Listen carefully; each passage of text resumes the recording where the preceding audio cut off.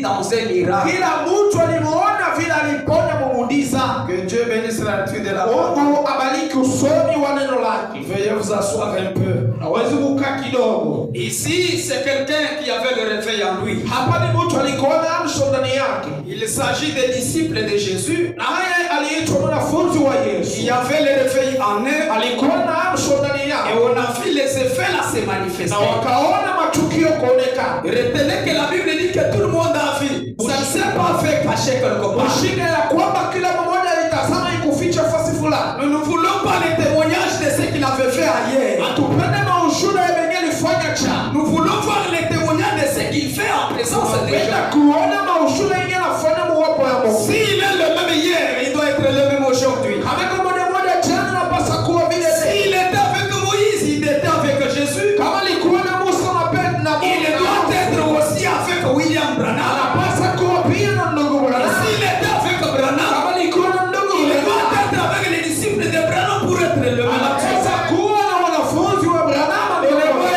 Je vais prêcher.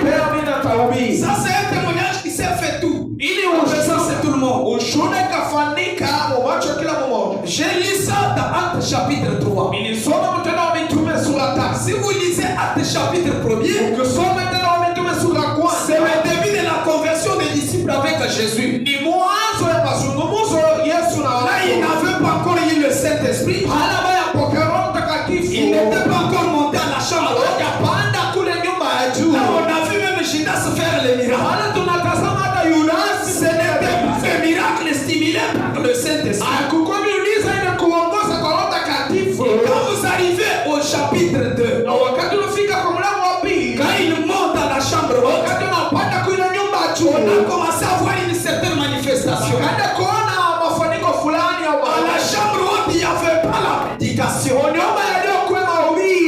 Il n'y avait pas un prédicateur à la chambre haute. Hakuwa mhubiri mwile nyumba ya juu. Mais il y avait juste une unité. Alafu kulikuwa tu Il y ungano. avait un mouvement que les gens faisaient Kulikuwa tendo watu walikuwa qui nafanya. montrait que ces gens s'attendent à quelque chose. Kulikuwa naonesha wa watu wanaongojea kitu Je fulani. vais vous lire Frère Branham dit. Na misoma ndugu bwana Et wasemaje? dans la chambre haute, Asema nyumba ya juu il s'était caché bien sûr. walilificha ilikuwa ni